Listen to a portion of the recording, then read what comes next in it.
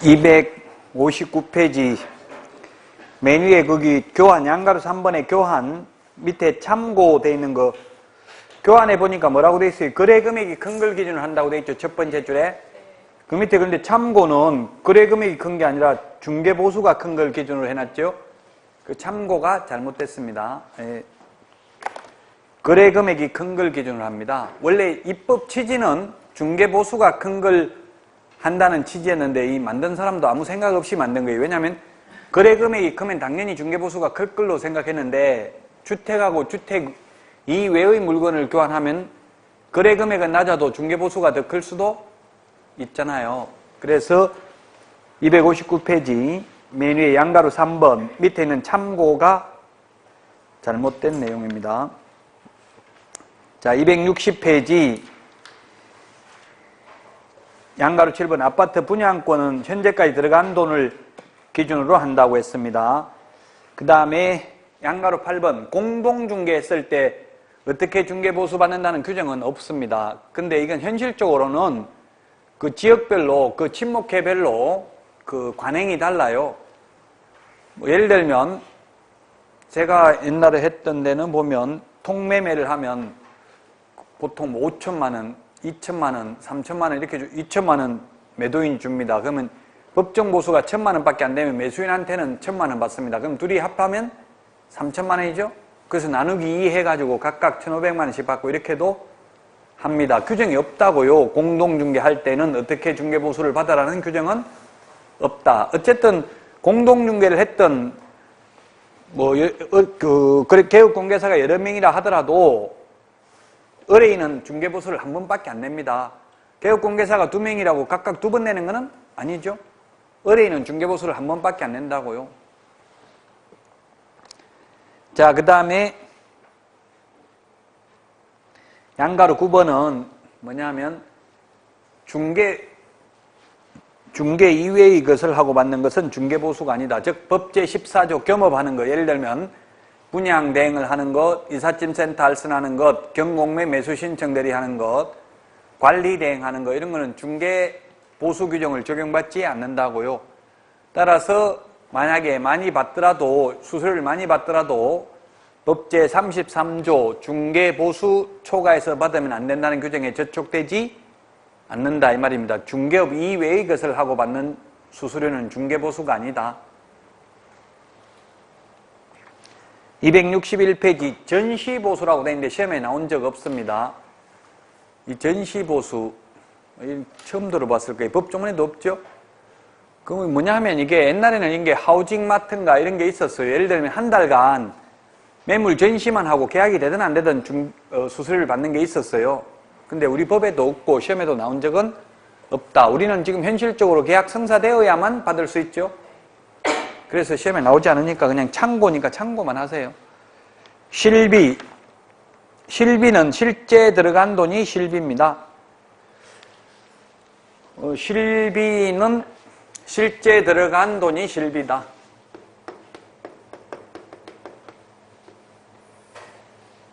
실제 들어간 돈이 실비면 실비는 세 가지가 있습니다. 권리관계 등의 확인에 소요되는 실비가 있고 그 다음에 두 번째 계약금 등의 예치 권고와 관련하여 소요되는 실비가 있고 그 다음에 매수, 지금 우리 책에는 안 나오고 뒤에 가면 나오는데 매수 신청 대리와 관련되는 실비가 있다.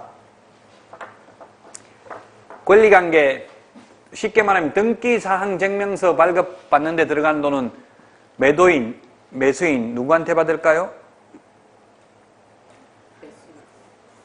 매수인이 아니고 매도인한테 받습니다. 매도인.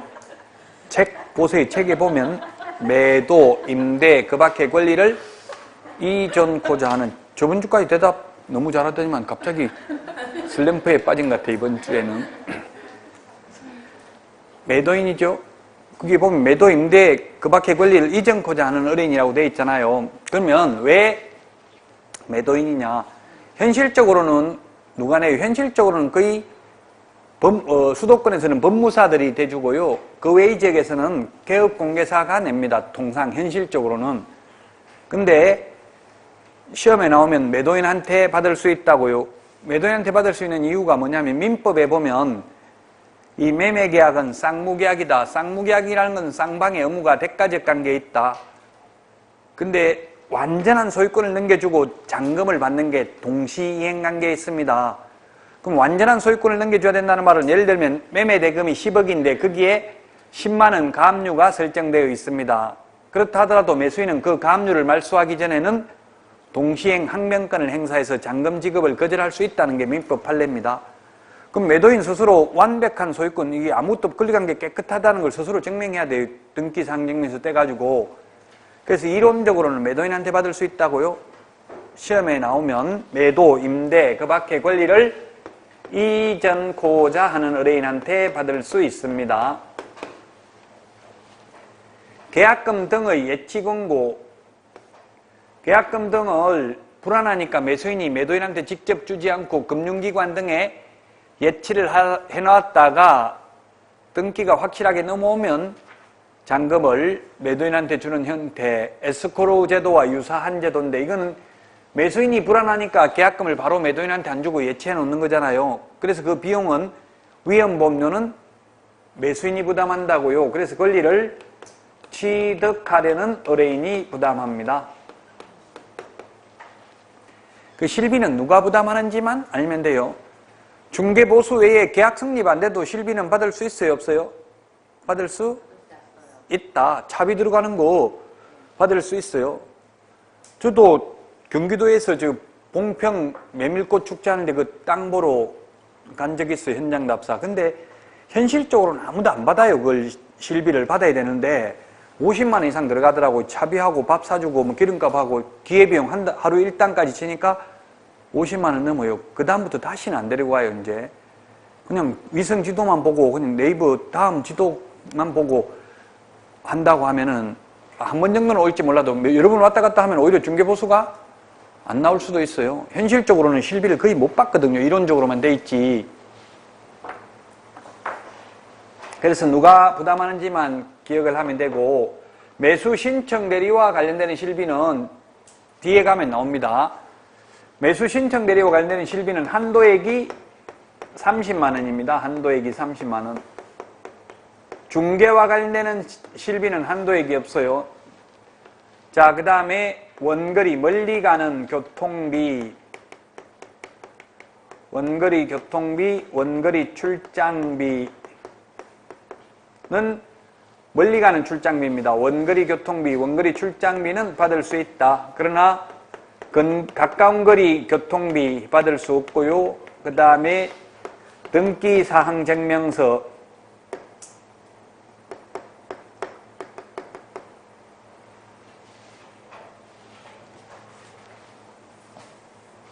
등기사항증명서 발급비용 받을 수 없습니다. 실비로.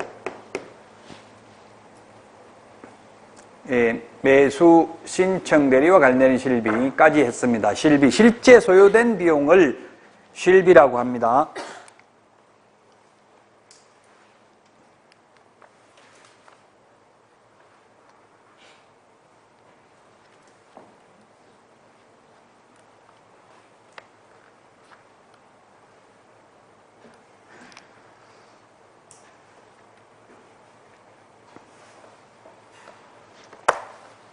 (510페이지) 맨 밑에 양가로 3번에 있어요. 510페이지. 지금 우리 칠판에 맨 밑에 놓은 매수 신청 대리와 관련된 실비는 510페이지 맨 밑에 양가로 3번에 보니까 동그라미 1번 30만 원 범위 안에서 받는다 돼 있죠? 그 다음에 동그라미 2번에 보니까 그 등기사항증명서 비용, 근거리 교통비는 못 받고 첫 번째 줄에 원거리 출장비, 원거리 교통비는 받을 수 있다 이렇게 돼 있죠?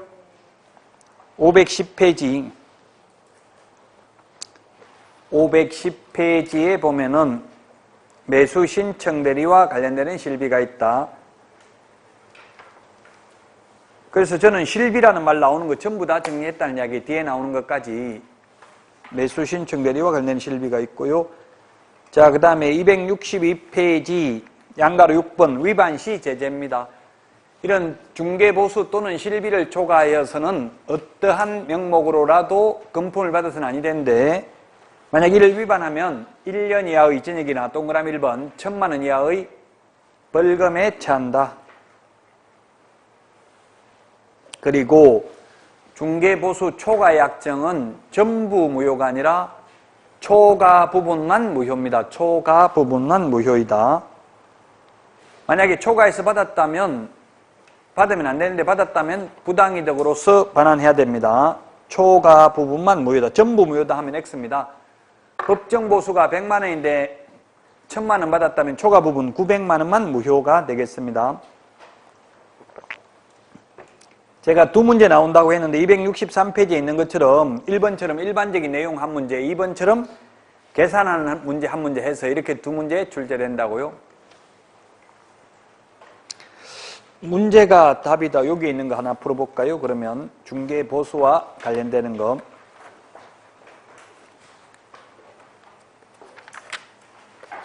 (81번) 34페이지 문제가 답이다. 이 교재 34페이지 81번입니다. 찾았어요? 81번 틀린 것은 했는데 1번 개업공인회사는 상인의 자격을 갖는 것으로서 개업공인회사의 보수는 상인의 자격으로 당연히 존재하는 상인의 보수로 인정되므로 중개의뢰계약에서 구체적으로 중개보수 약정을 하지 않았다 하더라도 중개보수 청구권은 인정된다. 맞습니다. 그래서 우리 중개사무소에 가서 우리 집 팔아주세요 하면 개업공인회사가 팔아주면 중개보수는 줄 겁니까? 안 줄 겁니까? 묻지 않죠? 당연히 받을 수 있다고 상법상 상인으로서 그에 상응하는 보수를 받을 수 있기 때문에 묻지 않고 그냥 달라고 합니다. 2번 매매계약의 성립에 결정적인 기여를 한 개업공개사가 거의 기책 사유 없이 매매계약서 작성에 관여하지 못하였다 하더라도 중개보수를 청구할 권리가 있다. 맞습니다. 이론적으로. 근데 현실적으로는 개업공개사를 배제하고 의뢰인들끼리 몰래 해버리면 사실상 받기 쉬워요? 어려워요? 굉장히 어렵습니다. 왜냐하면 현실적으로 아예 그 매수인, 임차인 인적사항도 모르고 그냥 데리고 가잖아요. 전화번호만 딸랑 하나 알거나. 어떤 경우는 전화번호도 모르고 데려간 경우 있어. 중개사무소 앞에 고급차 갖다 대놓고 주차하면서 뭐 볼 거 있냐, 뭐 월세 얼마짜리 있냐, 아니면 전세 있냐 이렇게 해가지고 이름도 전화번호도 모르고 그냥 그 사람 차 타고 개업공개사가 차 가지고 가려고 하니까 그냥 제 차 타세요 해가지고 의뢰인 차 타고 가가지고 봤어요. 그랬는데 의뢰인이 그냥 아예 그 물건 다 훔쳐가지고 도망가 버렸어요. 이름도 성도 모르고 전화번호도 모르고 이러니까 책임을 묻기 쉽지 않죠. 차 넘버 알았다 하더라도 차 대포차예요. 그러면 못 찾는 거예요. 그래서 현실적으로는 중개계약서, 일반 중개계약서, 전속 중개계약서 적으면 좋은데 그 일반 중개계약서나 전속 중개계약서 밑에 보면 인적사항을 적도록 돼 있어요. 생년월일도 적고 주소도 적고 전화번호도 적도록 돼 있다고요. 그래야 중개보수를 못 받으면 소송할 수 있을 거 아니에요. 당사자를 특정할 수 있어야. 그 소송하려면 주민등록번호까지 적어야 돼요. 근데 저도 소송해봤는데 중개보수 말고 다른 거 소송해봤는데 사기당해가지고 주민등록번호 몰랐어요. 모르는 거 어떻게 알아냈냐 하면은 생년월일은 적어놨거든요. 주민등록번호는 안 적고 맨 뒷자리는 안 적었다고. 뭐 남자는 1, 여자는 2 이렇게 시작하잖아요. 그건 안 적고 그래서 어떻게 했냐면 소장 작성해가지고 동사무소에 가서 이거 법원에서 떼오라고 하던데요. 이렇게 하니까 떼주더라고요. 이름하고 소장 보여주니까 이해관계인에 해당된다는 이야기예요. 그래서 실제 소송 접수하려고 하니까 안 된다더라고요. 법원에서 이거 동사무소 가서 주민등록번 떼가지고 뒤에 주민등록번호까지 다 적으라고 하더라고요. 그러니까 여러분들도 물건, 특히 토지 같은 거는 그냥 보여주러 가버리면 자기들끼리 거래해버리면 찾아낼 수가 없다는 이야기예요. 그러니까 최소한 인적사항을 어떻게 하냐면 그래서 현실적으로는 중개계약서는 거의 안 적잖아요. 현실적으로. 그러니까 현장 답사 확인서 이렇게 해가지고 물건 보여줄 거 3개 번지수 적고 위 부동산을 행복공인가사 사무소를 통해서 현장 답사 하였음을 확인합니다. 맨 밑에 그 보러 가는 의뢰인 인적사항 적어놓고 보여줘야 돼요.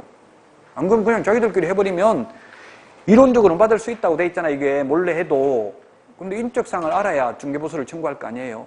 그리고 또 내가 데리고 가서 보여줬다는 걸 입증해야 되잖아요. 기여했다는 걸 계약 성립에.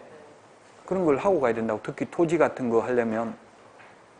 원룸 같은 거는 그냥 뺏기면 어쩔 수 없는 거고, 토지 같은 거는 중개보수가 크잖아요.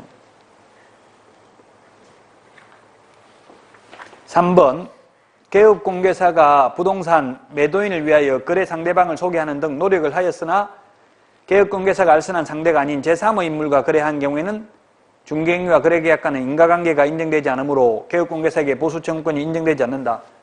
내가 소개한 사람이 아니고 다른 사람하고 하고 해버리면 끝이라는 이야기예요.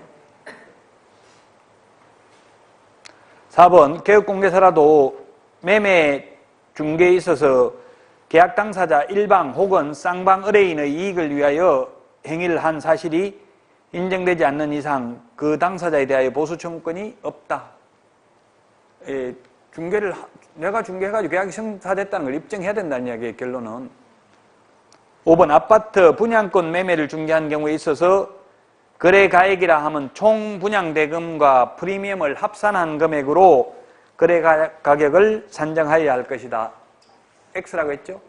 현재까지 들어간 돈, 분양가하고 상관없이 계약금, 중도금 들어갔으면 그 현재까지 들어간 금액에다가 곱하기 요율을 한다. 플러스 프리미엄이 붙었으면 플러스 프리미엄을, 마이너스 P가 붙었으면 마이너스를 하면 되겠죠? 그래서 81번의 정답은 5번입니다. 자, 다음은 264 계약금 등의 반환채무 이행보장입니다. 법 31조 거기 읽어보면 1항 개업공개사는 거래의 안전을 보장하기 위하여 필요하다고 인정하는 경우에는 거래계약의 이행이 완료될 때까지 밑줄 치십시오. 계약 성립될 때까지가 아니라 이행이 완료될 때까지.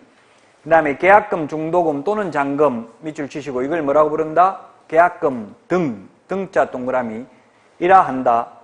계약금 등을 개업공개사 또는 대통령 영의정하는 자의 명의로 금융기관, 공개사업을 행하는 자, 그 다음에 자본시장과 금융투자업에 관한 법률에 따른 신탁업자 등에 예치하도록 권고할 수 있다. 권고하여야 한다가 아니라 권고할 수 있습니다. 한 문제 시험에 출제됩니다. 계약금 등의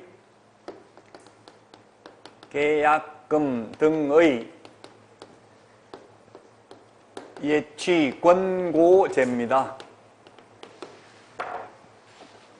계약금 등에는 잔금이 포함된다, 안 된다? 계약금 등에는 잔금은 포함돼요, 안 돼요? 포함되죠? 포함되죠. 좀 전에 읽어봤잖아요. 계약금 등 포함된다고요. 자, 그래서 계약금 등을 예치하도록 권고할 수 있다. 권고하여야 한다가 아니라 할 수 있습니다. 매도인이 있고 그 다음에 매수인이 있습니다.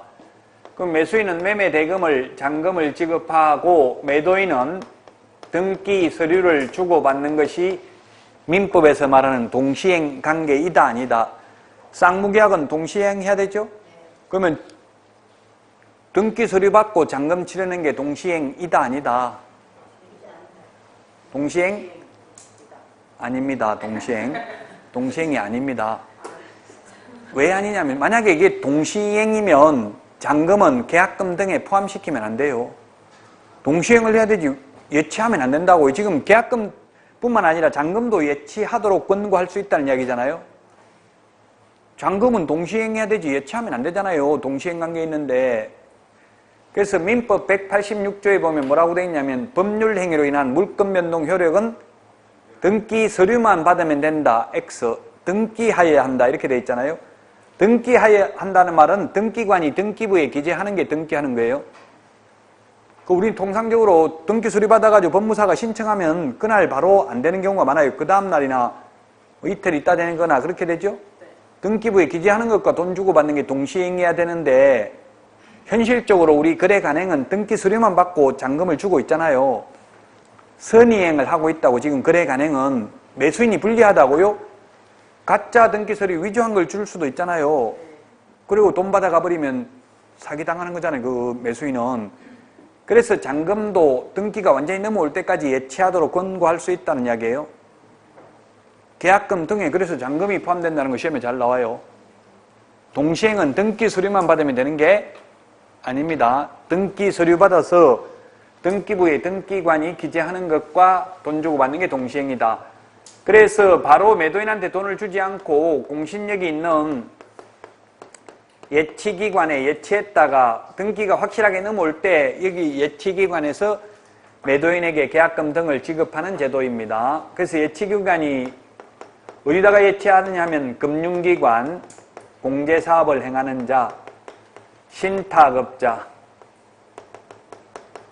공제사업을 행하는 자가 협회입니다. 지금 한국공인중개사협회만 공제사업을 하고 있어요. 세대한 공인중개사협회는 지금 공제사업을 직접 못하고 그냥 서울보증보험에 소개만 하고 소개료만 받고 있어요, 현실은. 자, 그러면 예치기관이 3명이 있고요. 그 다음에 예치명의자. 그러면 누구 명의로 예치를 할 거냐? 예치명의자가 7명이 있습니다. 이 다 암기를 해야 됩니다. 예치기관 3명 암기해야 되고 예치명의자 7명을 암기해야 되는데 7명이 첫 번째 개업공인중개사 명의로 예치할 수도 있고요.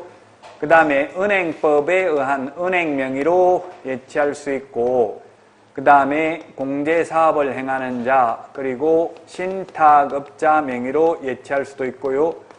그 다음에 우체국 예금보험에 관한 법률에 따른 최신관서 명의로 예치할 수도 있고 보험업법에 의한 보험회사 명의로 예치할 수도 있고 계약 이행관리 전문회사 즉 에스크로우 업자 명의로 예치할 수도 있습니다. 예치 명의자 7명입니다. 시험에 출제됐던 게 제3자 명의로 예치할 수 있다. 법원 명의로 예치할 수 있다. 매도인 명의로 예치할 수 있다. X로 출제됐습니다.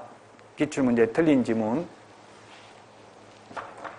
자, 그러면 개업공개사 명의로 예치를 해놓으면 개업공개사가 또 찾아가 버릴 수도 있잖아요. 그래서 찾아가면 책임지겠다는 보증보험, 공제 또는 공탁을 가입하고 그 관계증서를 거래 당사자에게 교부해야 됩니다.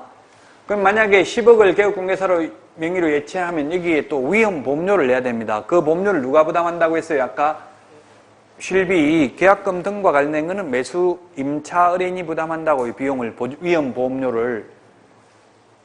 그래서 말로는 개업공개사 명의로 예치할 수 있다라고 돼 있지만 사실상 예치할 수는 없어요. 왜냐하면 개업공개사는 사기꾼이다, 못 믿겠다. 그래서 네 명의로 예치하려면 또 보증보험이나 공제, 공탁 가입해야 된다. 기분만 나쁘게 만들어놨잖아요. 말로는 예치할 수 있다 해놓고 다른 사람 이름으로 예치하면 따로 보증보험, 공제, 공탁 가입 안 해도 되거든요. 또 개업공개사 명의로 예치를 한 때에는 개업공개사는 자신의 예치금과 계약금 등을 분리하여 관리해야 됩니다. 거기에 266페이지에 있어요. 266 양가로 2번. 2번에 맨 밑에 양가로 2번 266 분리해서 관리한다고 돼 있죠.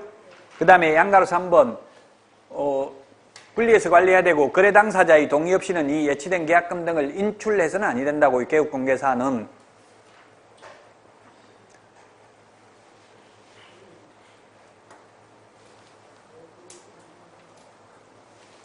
자, 그 다음에 이 은행, 공제사업을 행하는 자, 신탁업자 요 3명은 예치 명의자이면서 또한 예치기관이다. 막연하게 금융기관이라고 돼 있어서 해석상 은행도 금융기관에 포함되기 때문에 이 은행도 예치기관이 될 수 있습니다. 그래서 이 3명은 예치 명의자이면서 또한 예치기관이다.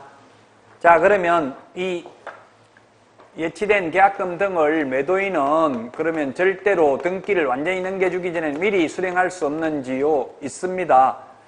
왜냐하면 미리 수령을 못한다고 하면 이 매도인도 팔아가지고 계약금 받아가지고 다른 데 가서 또 계약금을 걸어야 될 수도 있죠. 그래서 미리 수령할 수 있는데 미리 수령하려면 반환보증서를 예치 명의자에게 제시해야 되는데 반환보증서 발행기관이 금융기관의 직업보증서나 또는 보증보험, 서울보증보험회사의 이행보증보험 증권을 끊어다가 예치 명의자에게 제시하고 시험에 예치 명의자에게 제시하는데 예치기관에 제시하고 X로 출제됐어요.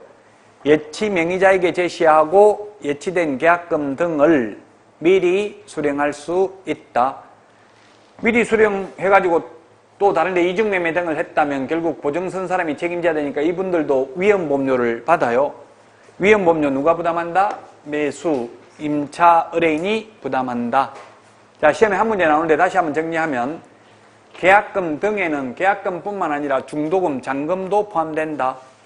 그리고 강행규정이 아니고 임의규정이다. 권고할 수 있다. 언제까지? 계약 성립될 때까지가 아니라 이행이 완료된 때까지, 이행이 완료될 때까지 예치하도록 권고할 수 있다.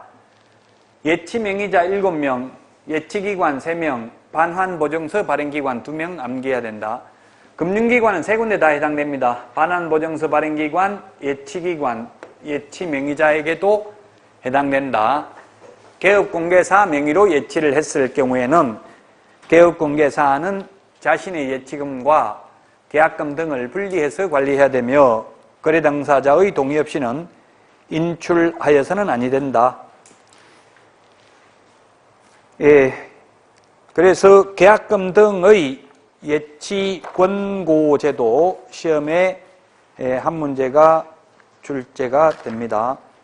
그러면 우리 33페이지 이게 문제가 답이다. 이 교재 33페이지 79번 33페이지 79번 문제를 보면 틀린 것은 했는데 1번 개업공개사는 거래 안전을 위해서 계약금 등을 개업공개사 등의 명의로 금융기관 등에 예치하도록 권고하여야 한다가 아니라 할 수 있다. 할 수 있습니다. 안 해도 됩니다. 그래서 1번이 틀렸네요. 2번 이 제도는 계약 이행 기간 동안의 거래 안전을 보장하기 위한 것이고 3번 모든 금융기관이 계약금 등의 예치 명의자가 될 수 있는 것은 아니다.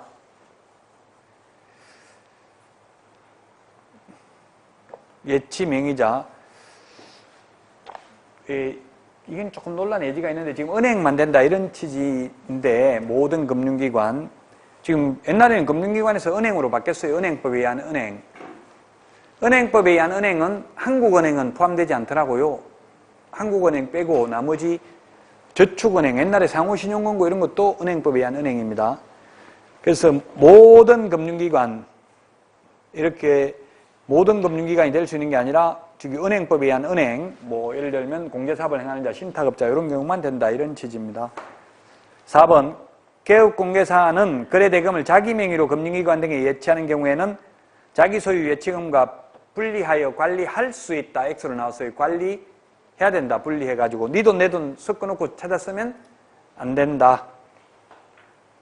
5번 계약금, 중도금 또는 잔금 및 계약 관련 서류 관리 업무를 수행하는 전문회사는 거래대금 예치명의자가 될 수 있다. 이게 에스크로우 업자입니다.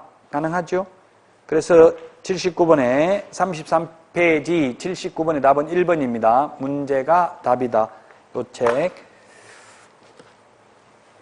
그 다음에 267페이지 거기에 문제도 한번 보면 24회 기출문제를 보면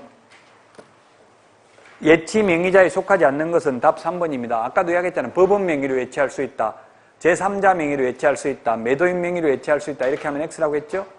그래서 예치 명의자 7명, 예치기관 3명, 반환보증서 발행기관 2명 암기해야 됩니다. 그 2차 과목은 이렇게 솔직히 말하면 단순히 암기해야 되는 내용이 많아요. 이게 단순히 암기해야 되지 이게 논리적으로 생각해도 답이 없어요, 사실은. 2차 과목은 보통 특징이 단순히 암기해야 되는 게 좀 많고요. 민법 같은 경우는 리갈 마인드가 있어야 되죠. 법적인 사고력이 있어야 된다. 그냥 있어야 된다고요. 그냥 암기해서 되는 건 아니고 학개론 같은 거는 좀 생각을 많이 해야 되죠. 과목의 특성을 빨리 파악해야 됩니다. 그래서 공부 방법이 다 다르다고요. 과목별로. 어쨌든 뭐 가장 공부를 많이 해야 되는 게 민법이에요. 민법. 그 다음 주인가 세법 할 때 민법 하죠? 세법 시간에? 이번 주에 세법은 원래 6주인가 그렇더라고요, 강의가. 원래 다른 학원에서는 격주로 하거든요. 그 세법하고 공시법하고 합해서 하루만 하거든요, 대부분이. 그러니까 여러분들은 민법 많이 해주니까 좋은 거예요. 민법이 전 과목 공부해야 될 분량의 반이라고. 민법은 하루아침에 안 돼요. 계속 보셔야 된다고. 이거는 지금 몰라도 나중에 기초가 없어도 나중에 그냥 암기하면 되지만 막말로 민법은 거의 불가능하다고요. 그래서 특히 민법 1, 2차 같이 하신 분은 민법을 열심히 하셔야 됩니다. 268 업무 위탁입니다. 업무 위탁. 업무 위탁이 2번 교육 위탁이 있고요. 그 다음에 자격 시험에 관한 위탁이 있고, 매수 신청 대리 실무교육 위탁도 있긴 한데 그거는 지금 뒤에 나오니까 먼저 2번 교육에 관한 업무 위탁입니다. 교육. 동그라미 1번 교육, 실무교육, 직무교육, 연수교육이 있는데 실시기관은 시도지사이다 했는데, 직무교육은 시도지사 또는 등록관청입니다. 직무교육은. 그 외에 나머지 실무교육하고 연수교육은 시도지사입니다. 그래서 시도지사가 위탁할 수 있고, 또는 직무교육은 등록관청이 위탁할 수도 있겠죠. 자, 그 다음에 3번 국토교통부 장관은 시도지사가 실시하는 교육의 전국적인 균형 유지를 위하여 필요하다고 인정하는 경우 교육 지침을 마련하여 시행할 수 있을 뿐 교육 실시기관 아니다. 국토교통부 장관은. 시도의사가 교육 실시기관입니다. 지금은 실무교육 지침이 있습니다. 교육 지침이. 사실 교육 지침 내용까지는 암기할 필요는 없습니다. 지침이니까. 지침도 있습니다. 사실. 그래서 실무교육 받으면 시험도 봐야 됩니다. 제가 며칠 전에도 동국대학교에서 실무교육 해봤는데 시험 본 지 지금 얼마 되지도 않았는데 벌써 다 참 잘 잊어먹더라고요. 내 머릿속에 지우개 그 주인공 누구예요? 손예진 제가 예쁘다 이랬더만 와이프는 최고 재수없는 여자다 이렇게 얘기하더라고요. 왜 그런지 모르겠어요. 저는 남자들이 보는 거하고 또 여자들이 보는 거하고 다르더라고요.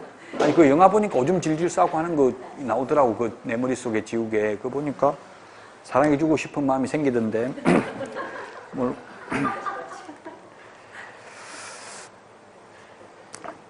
자, 그래서 위탁받는 기관입니다. 위탁받는 기관.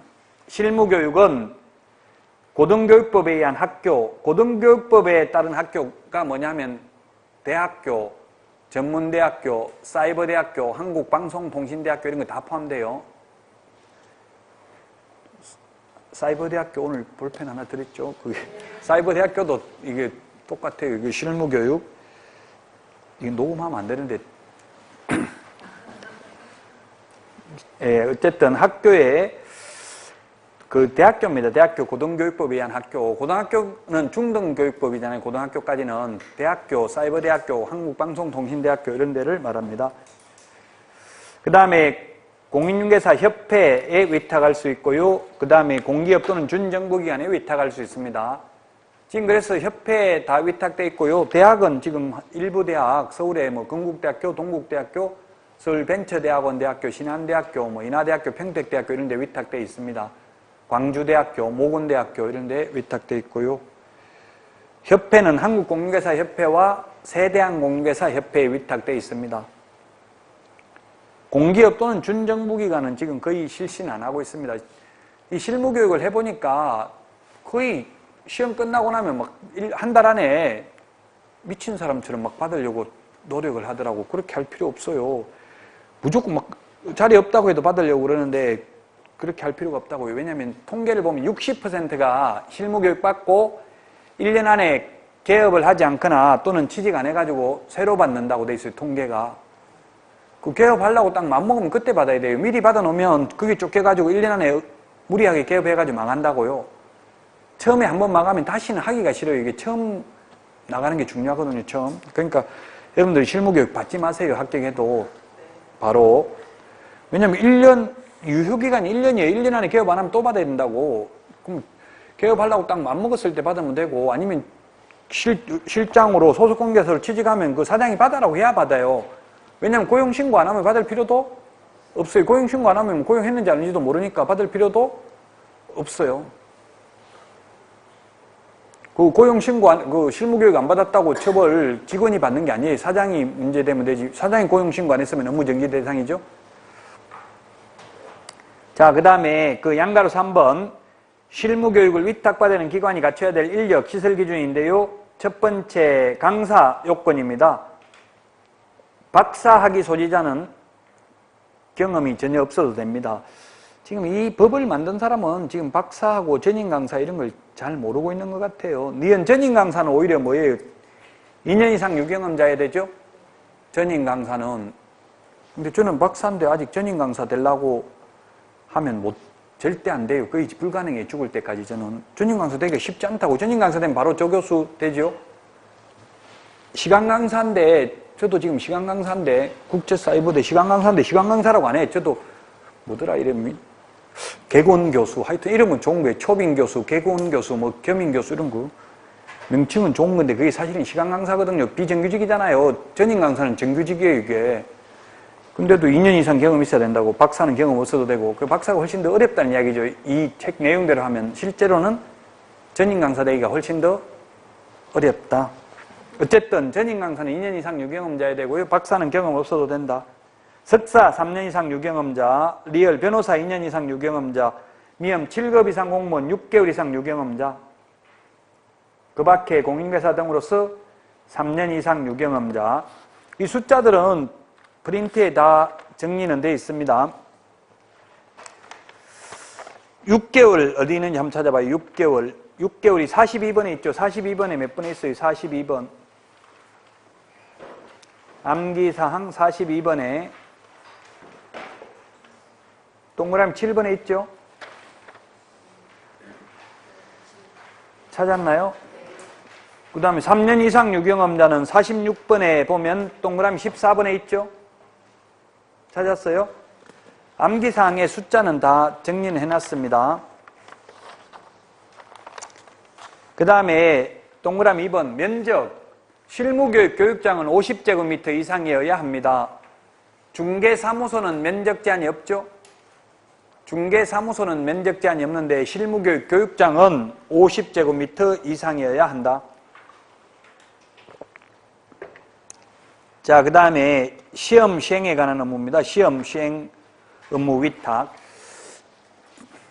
업무 위탁 다시 한번 보겠습니다. 업무 위탁.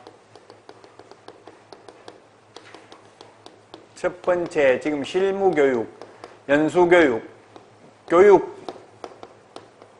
실무교육, 연수교육, 직무교육 위탁인데 어디 위탁할 수 있다고 했어요? 고등교육법에 의한 학교, 고등교육법에 의한 학교가 대학, 전문대학교, 방송통신대학교, 사이버대학교를 고등교육법에 의한 학교라고 합니다. 대학교에 쉽게 말하면 대학이고요. 그 다음에 협회에 위탁할 수 있고, 그 다음에 어디였어요? 공기업, 한국산업인력공단 같은 공기업 또는 준정부기관에 위탁할 수 있다. 자, 그 다음에 두 번째 지금 시험 업무입니다. 지금 보려는 시험 업무. 시험도 누가 실시하는 거예요? 원칙은 시도지사가 실시하잖아요, 원래. 근데 지금 현재 여러분들은 시도지사가 실시하는 시험을 보는 게 아니라 한국산업인력공단에서 하고 있죠? 그래서 그게 270페이지 메뉴에 양가로 2번에 나와 있네. 시험 업무는 어디다 위탁할 수 있어요? 한국공인중개사협회에 위탁할 수도 있고, 그 다음에 공기업 또는 준정부기관에 위탁할 수 있다. 준정부기관에 위탁할 수 있다. 즉, 대학 전문대학은 시험 위탁할 수 없다는 이야기입니다. 대학교에서 시험 출제하지는 않는다는 이야기입니다. 실무교육은 대학교에서 실시할 수 있습니다. 위탁받아서. 그걸 주의하시라고. 대학은, 즉 고등교육법에 의한 학교, 그게 바로 대학 전문대학인데, 고등교육법에 의하면 전문대학이라는 말을 쓰는 거 있어요? 없어요? 지금 전문대학이라는 말을 쓰는 게. 창신대 전문대 있어요. 지금 인터넷 보면 경북 전문대 제가 강의하러 가봤어요. 경북 전문대 있어요. 여기서 원주에서 쭉 내려가면 저기 어디 있더라고. 영주에 보면 있어요. 한번 찾아봐요. 인터넷에 지금 경북 전문대 있는지. 근데 가보면 전부 다 그게 취업률 1위 적어놨더라고. 1위인데 전국에서 1위가 아니고 뭐 경상북도에서 1위, 또 수도권에서 1위, 뭐 이렇게 오산대학 이런 거 다 전문대학이에요. 고등교육법에 의하면 대학 전문대학은 그 학교장 재량으로 쓸 수 있어요. 전문대학이라 쓸 수도 있고 대학이라고 쓸 수 있는데 대부분 지금은 전문대학이라는 말을 많이 안 쓰는 경우가 많죠. 어쨌든 그게 다 고등교육법상 학교라고요. 그런데다가 실무교육을 위탁할 수 있지만 시험 업무는 대학 전문대학에 위탁할 수 없다. 이런 업무를 위탁한 경우에 관보에 고시해야 됩니다. 관보 고시. 자, 다음은 270페이지 포상금입니다. 포상금. 포상금 제도가 있는데 도입 취지 이런 거는 시험에 나오지 않습니다. 취지는 우리 시험은 우리 중고등학교 다닐 때는 도덕시험에 뭐 취지 좋은 거 적으면 답인 거 있었잖아요. 우리는 이런 거 취지가 법조문에 없어요. 그래서 법조문에 있는 거 위주로 나온다고요. 왜냐하면 취지 이런 거는 논란의 대상이 될 수 있잖아요. 사람마다 생각이 다를 수가 있잖아요. 그래서 시험에 법적 근거 없는 거는 거의 잘 안 나옵니다. 2번 포상금 지급 대상자입니다. 등록관청은 다음에 해당하는 자를 행정기관에 의해서 발각되기 전에 좀 말이 표현이 별로 바람직하지 않죠. 발각되기 전입니다. 발각된 후에 신고해봐야 포상금 못 받는다고요? 발각되기 전에 등록관청이나 수사기관에 신고, 수사기관에는 고발, 등록관청에는 신고한 자에 대해서 포상금을 지급할 수 있다. 고발은 제3자가 하는 게 고발, 고소는 피해 당사자가 하는 게 고소라고 합니다. 자, 그러면 271페이지 포상금 지급하는 게 세 가지다. 1번 무등록업자입니다. 무등록업자. 2번 거짓 부정한 망부로 등록한 자. 3번 자격증 양도 대여하거나 양수 대여받은 자. 쉽게 말하면 무자격자입니다. 포상금 주는 건 무자격자만 포상금 지급합니다. 무자격, 남은 거 빌려서 해도 무자격자잖아요. 그런 사람 신고하면 포상금 준다고요. 그러면 그 외에 뭐 예를 들면 시험에 중개보수를 초과해서 받으면 금지행위, 거짓된 은행하는 거, 투기 조장하는 거 신고하면 포상금 준다. X죠? 무자격자 신고하는 경우만 포상금 준다고요. 무등록업자, 부정한 망부로 등록한 것도 무등록이나 마찬가지잖아요. 자격이 없는데 등록한 거잖아요. 자격증 위조해가지고 등록한 거. 양도 대여하는 거, 빌려주는 거, 이것도 빌린 사람은 무자격자죠? 그 빌려준 사람은 무자격은 아닌데 역시 빌려준 사람도 신고하면 포상금 지급합니다. 271페이지 메뉴에 동그라미 1, 2, 3번 포상금 지급 대상 시험에 나왔다고요. 금지 행위해도 포상금 안 준다. 포상금은 한 건에 50만 원이고요. 3번에 2번 포상금 지급에 소요되는 비용 중 일부를 국고가 보조할 수 있고 국고에서 보조할 수 있는 비율은 100분의 50 이내로 한다. 2분의 1입니다. 100분의 50 이내로 합니다. 4번 지급 절차를 보면 포상금을 지급받고자 하는 자는 포상금 지급 신청서를 등록관청에 제출해야 되고요.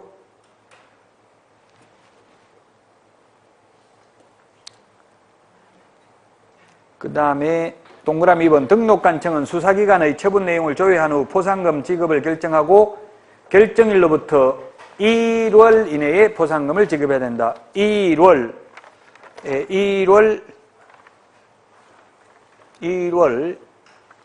메모하십시오. 1월 이내에 포상금을 지급합니다. 1월 이내에 프린터 1월이라는 말이 어디에 있어요? 45번 45번에 몇 번에 있는지 한번 보세요. 45번에 몇 번? 동그라미 3번에 있죠. 1월 이내에 지급한다. 30일 이내에 지급한다 하면 X입니다. 시험에 나오면 1월 이내에 포상금 지급합니다. 동그라미 3번 포상금은 중개사무소 개설 등록을 하지 않고 중개업을 한 자 등이 행정기관에 의해서 발각되기 전에 등록관청이나 수사기관에 신고 또는 고발한 자에게 그 신고 또는 고발 사건에 대하여 검사가 공소 제기 또는 기소유예 결정을 한 경우에 하나여 지급한다. 공소제기 또는 기소유예. 그래서 공소제기라는 것은 재판에 회부하는 게 공소제기입니다. 재판에 회부했는데 판사가 무죄를 선고해도 보상금 받습니다. 무죄를 선고해도 재판에 공소제기를 했기 때문에. 그럼 못 받는 건 뭐냐면 불기소, 아예 기소 안 했다. 불기소 이번에 그 나오던데 김동선 하나그룹 3남 김동선 불기소 처분했다. 검사가 때린 그 변호사들 불기소했더라고. 왜냐하면 폭행죄는 단순 폭행은 반의사불벌죄거든요. 피해자가 처벌을 원하지 않습니다 하면 처벌할 수가 없습니다. 그래서 불기소 처분했다고 나왔어요. 왜 변호사들이 처벌을 원한다 하니까 사장이 김현장 대표가 뭐라고 해서 그럼 그만두라 이렇게 하니까 그만 안 두고 있는 한 사장 말 안 들을 수가 없잖아요. 그 뚫맞고도 처벌 안 한다, 원하지 않는다 했어요. 그래서 불기소 처분했다 이렇게 나왔어요. 불기소했다는 말은 아예 재판에 회부하지 않는다는 이야기입니다. 기소했다, 공소제기했다 같은 말이에요. 재판에 회부해야 포상금 받는다고요. 또는 재판에 회부하지 않더라도 기소유예하면 포상금 받습니다. 기소유예. 기소유예라는 것은 검사선에서 마무리 짓는다는 이야기예요. 그 대신에 제가 있기는 있는데 경미하기 때문에 검사선에서 마무리 지으면 그래도 포상금 받습니다. 기소 중지되면 포상금 못 받습니다. 기소 중지는 범인이 해외 도피하면 기소를 할 수가 없잖아요. 돌아올 때까지 기소를 중지합니다. 그러면 포상금 못 받습니다. 잡아야 돼요. 정유라가 해외에서 안 돌아오니까 기소할 수가 없잖아요. 재판 넘겨야 되는데 넘길 수가 없잖아요. 그럼 기소 중지한다고요? 그 다시 우리나라에 들어오면 그때 다시 새로 기소를 한다고요? 그 포상금 못 받는 게 기소 중지, 불기소 처분, 무혐의 결정, 공소권 없음 이런 거는 포상금 못 받고요. 그 다음에 기소 유예나 아니면 공소제기 재판에 회부를 해서 판사가 무죄를 선고해도 포상금 받을 수 있다. 맨 밑에 참고 동그라미 1번에 적어놨잖아요. 그 판사가 무죄 선고해도 포상금 받을 수 있다. 270페이지 그 법 46조 1항에 보면 맨 마지막에 포상금을 뭐라고 돼 있어요? 지급할 수 있다 이렇게 돼 있죠. 하여야 한다가 아니라 할 수 있다고 돼 있어요. 원주시청에 제가 전화해가지고 포상금 줍니까 신고할 건데 물으니까 예산 없습니다. 못 줍니다 이러더라고요. 예산의 범위 내에서 지급할 수 있습니다. 예산 없으면 못 주는 거예요. 예산 책정이 안 돼 있대요. 그래서 그냥 뭐 공익 제보를 하려면 하고 포상금은 못 주겠다 이러더라고요. 뉴스에 지금 포상금 받았다고 나온 거 한 번도 못 들어봤죠? 거의 못 받아요 지금. 지자체 예산이 없대요.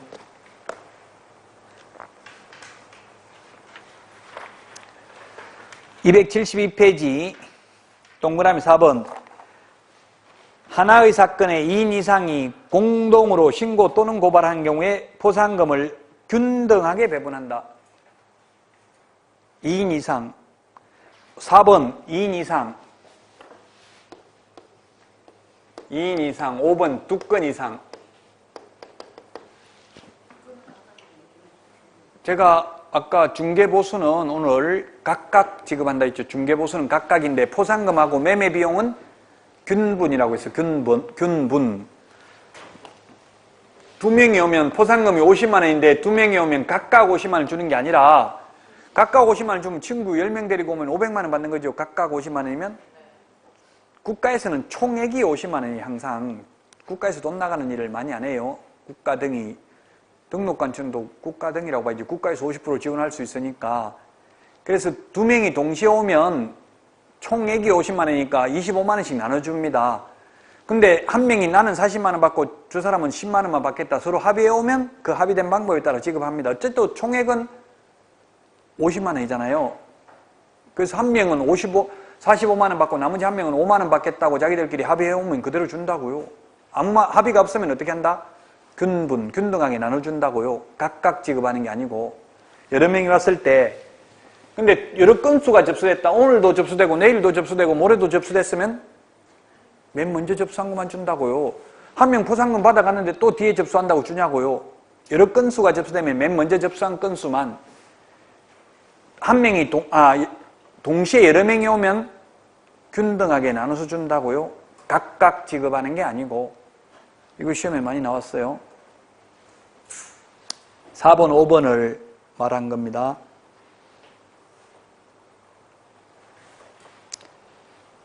(6번은) 발각되기 전에 해야 되는데 발각되고 나서 하면은 포상금 받을 수 없다는 이야기입니다. 그래서 최근 3년간 밑에 있는 이런 계산하는 문제가, 포상금 계산하는 문제가 시험에 출제됐습니다.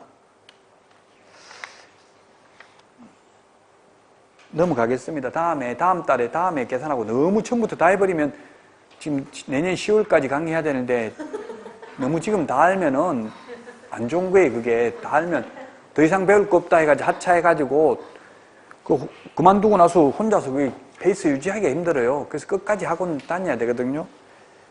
그래서 다음에 계산할 기회를 가지고 274페이지 수수료 보도록 하겠습니다. 수수료라는 표현이 암기사항 52번에 내드렸죠. 몇 개예요? 52번 암기사항 19개요? 예, 수수료 19개 52번 암기사항 19개가 있는데, 암기사항 19개가 있는데,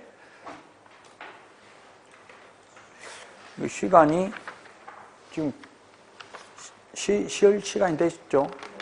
쉬었다가, 그럼 274페이지 쉬었다가 하도록 하겠습니다.